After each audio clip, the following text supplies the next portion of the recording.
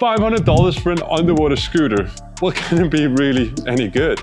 Is that what you're thinking, right? We had the Waydoo Subnado for more than 2 years. We've used it a bunch of times. We tested it side by side against a bunch of the other underwater scooters, both speed tests of me, my son Carl, and me in full scuba gear. We've done a battery test as well. And we're doing this to help you figure out if this is worth your money.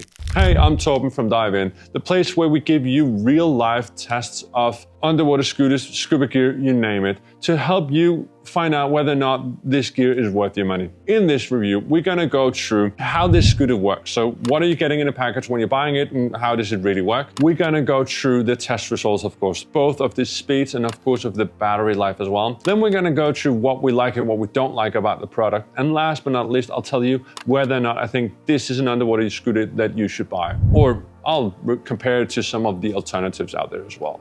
So let's dive in. Quick before we get started, if you haven't noticed, here at DIVEIN, we test a lot of gear. And even though we love it, we can't use all of it. So at some point in this video, I'll tell you how you can get your hands on some of the gear we've been testing. It might be underwater scooters, it might be some of the other gear that we've been testing, but I'll tell you how you can get your hands on it later on. Now, let's get to the review. Let's break down the Waydoo Subnado. First off, what you're seeing here is the full scooter. This is the setup, one rail, attachment up here, a really thin profile, not that big. Size-wise, it's, well, this size. I'll put up the specs of the actual size and measurements up here, but it's not a big underwater scooter. It's quite thin, so even though size-wise length is something we also compare, but that's more for packability. When you're using this one, it's really streamlined, which gives a good speed and also makes it easy to actually move forward with it. It's not modular as some of the other underwater scooters you've probably seen and that we've been testing. So this is the full unit. If I take off this one, this is how it packs down. So I have the handle and I have the scooter, and that's as small as it gets, all right? And now see how quick it actually is to take apart and put back together again. Click out here, cable up here, and then you screw to close it up. And then you turn it on here, and that's it. As soon as you turn it on, battery indicators will light here. They will go all the way up if it's fully charged, or be further down if it's not fully charged. You screw this one off to charge it up. So basically screw up the cap, you put in a USB-C plug, and then you just attach it to a wall plug, and then you're starting to charge it. So that's really easy. There's no other charger you need to bring. This one works as a power bank as well, so you can reverse charge with it, which means you can use this as a power bank if you need be. Handle is quite similar. It's attached via a cable, and then you have the trigger down here that you use. Before you start, as soon as you turn it on, you need to flick 2 times. That's a lock mechanism, and then it's good to go. You hold it in to go, and you let go to stop moving. To change the speed settings, you click 2 times. It will go up, it will beep 2 times. That's in medium gear.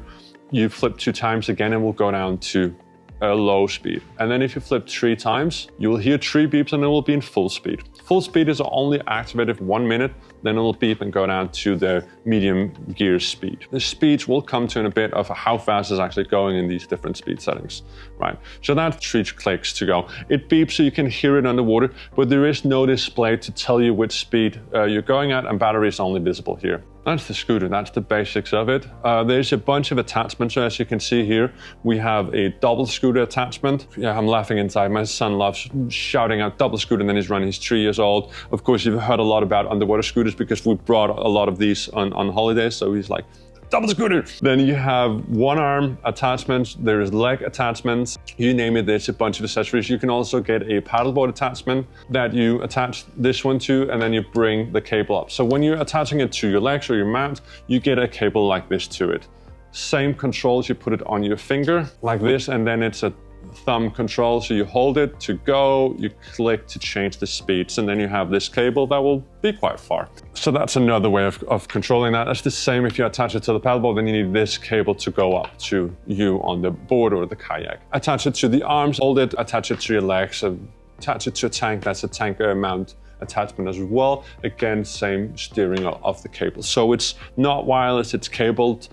Pros and cons, I'll come into that a bit later. Now, let's talk about the speed. So when we were doing this test, we were doing it side by side with a bunch of the other underwater scooters. I'll come into how fast this one is compared. I was doing the test, me in swimsuits, from a standing still position to the end of a 25-meter pool, and we were timing that in. Carl, my son at 10, was with us as well, so he was doing the test the same way from start to finish at the end of the pool. And then I would do it again in full scuba gear to help you find out if this is an underwater scooter for scuba diving as well. A bit of test inconsistencies. We did the start from someone with a timer saying 3, 2, 1, go. We hit the speed setting and then we hit the throttle and then we were off. So there's a bit of delay in us getting started, both from we hear it to we go.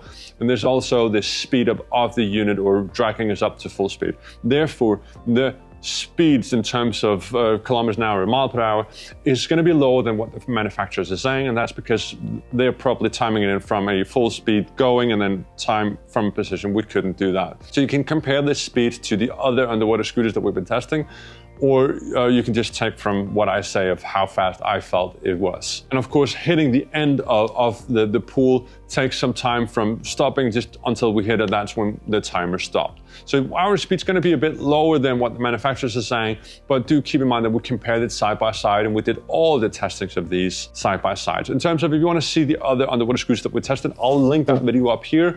You can also find it in the description. That's testing them all side by side, so you can get all of that test data in there as well. All right, now let's get to the times. With one scooter like this, holding on to the rails, I did the 25 meters in 24.8 seconds. That's reaching or doing that hole in a 3.6 kilometers an hour. Carl, he was faster than me. He did it in 19.6 seconds. That's hitting speeds of 4.6 kilometers an hour.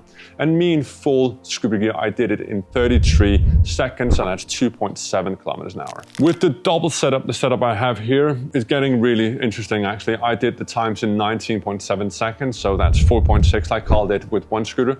And then Carl was blazing fast, did it in 14.4 seconds. And then again in scuba gear, I did it in 28.2 seconds, reaching a speed of 3.2 kilometers an hour. So of course, Carl was fastest, and I would say when he was on the double scooter, he was blazing fast. Actually, I keep referring to this, but when we were doing it, we were actually doing it with armband like this. And that's also a reason why Carl was so fast, because he was actually faster than with two of these, than all the other tests, even with faster scooters that's faster than one single unit. So we were testing a lot of the others. But the reason why Carl was so fast, I think, well, one, it's a really fast scooter. Carl has been using these as arm mounts. He calls them arm scooters, and then he's just blazing through it, and he's really good at it. I think it gives him that sense of being Superman or Iron Man, just flying around, and he's been used to that. And when he has these two on, he's just flying around. He's really good at it, and that's also why he was so much faster at doing this speed for like from start to stop. He had no issues operating it or going it. It's really simple operating it. So how does these compare? Well, one scooter is not the fastest of what we were doing. Two scooters were really fast. Carl had a faster time than most of the other underwater scooters, and that's also because of this size that is dragging. So this smaller jet has a bit of an issue dragging a larger person. You can also see that one jet, two jets are better at pulling this scuba unit. So comparing these sizes, one jet here, it's good, it's fun to pull me, but it's so much better for Carl. Two units is really fun for me as well. That's giving me plenty of speed to actually enjoy it.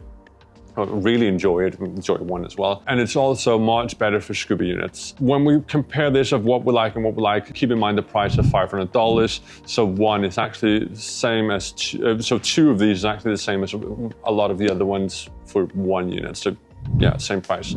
So keep that in mind when we're comparing the speeds, and what you're getting in this package is really good. Now let's talk about the battery life. Waydoo claims 56 minutes. That is in mixed speeds.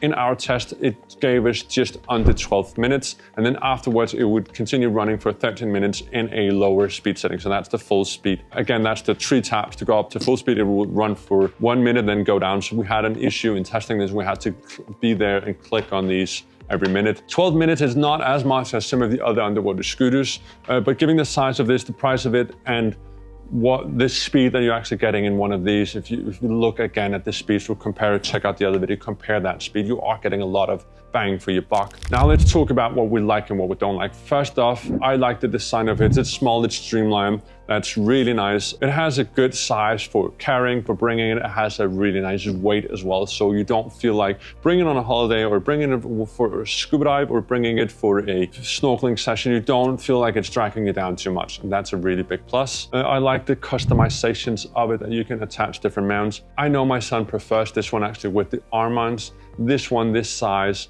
2 of these arm mounts. I know my son is spoiled in this.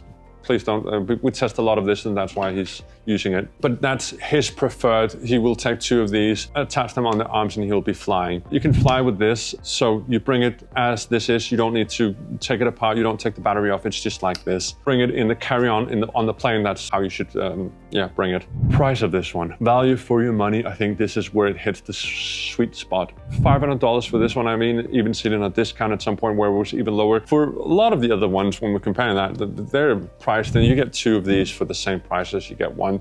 2, you can combine it as a double scooter. You can be 2 racing each other.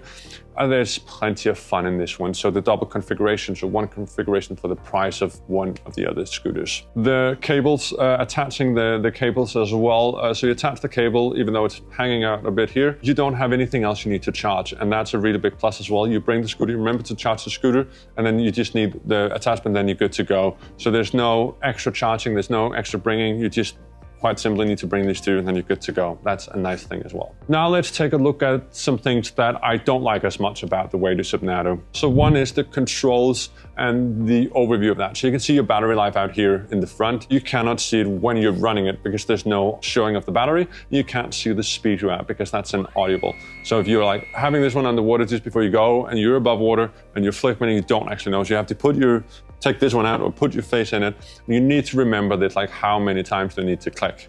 It's not the easiest way. As soon as you get a hold of it, you know how to do it.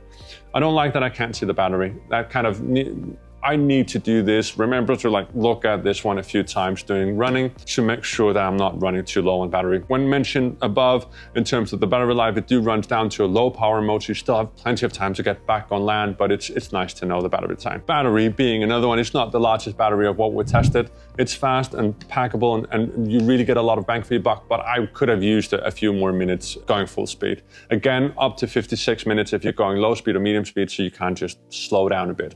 If you can. As I mentioned before, it's wired, which is really cool because you don't need to charge the handle on anything else, but it also means you have the wire here that is still hanging, or even the longer wire that can get tangled in things. I actually like the wired thing because I don't have to think about charging the handle, but there is also some concerns about tangling this in. It also means that that's a good thing, even though I'm at what I don't like as much. If you have it attached to the tank, there's no connection that can lose, so that works really well. That's kind of what I have, which is not that much compared to a lot of bang for your buck. This is priced quite well. Overall, it's a good scooter. Compare the speeds to the other underwater scooters in the other video. I can say it's a bit slower than Lefeet, but 2 scooters are faster than 1 Lefeet. So, but really go up, check that video, compare the speeds if this top speed is what you're looking for. If you're looking for a good value for your money, priced in $500, it does not get better than this in terms of the price. So this is the best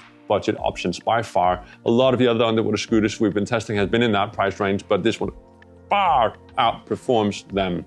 So the Lefeet is priced in around the double of this. Some of the other ones are priced in higher, like $700 or $800. This one priced at $500 is really good. You're getting a lot of bang for your buck.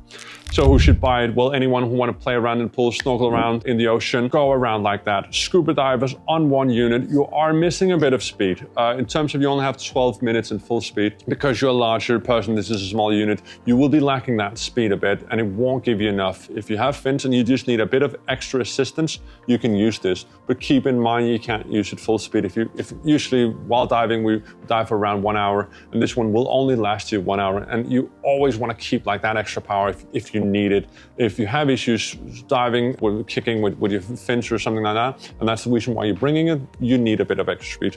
Then you can go up to 2. You have that extra power. You can therefore just go in the 1 or 2nd gear and then still have plenty of power to go back again. So 1 is not really for divers, but pool toy, snorkeling, fun in the water, playing around with it, this one is perfect for it. I really recommend it for that. It's a good underwater scooter. Now, we're at that point where you have a chance to win some of the gear we've been testing here, whether it be a scooter or some of the other things that we've been testing. What I need you to do is, first up, like the video, subscribe to the channel. Second up, in the first link in the description, it takes you to our newsletter. Sign up for that one. That's how we'll announce the winner, so that's how you'll know if you're the winner. Then last but not least, in the description below, comment what you think about the Waydoo Subnado, what you like and what you dislike about this underwater scooter, and then you're part of the sweepstake, the draw of some of the gear that we've been testing here at DIVEIN. All right, that's all I had. I hope you enjoyed this review of this Subnado from Waydoo. As always, happy diving.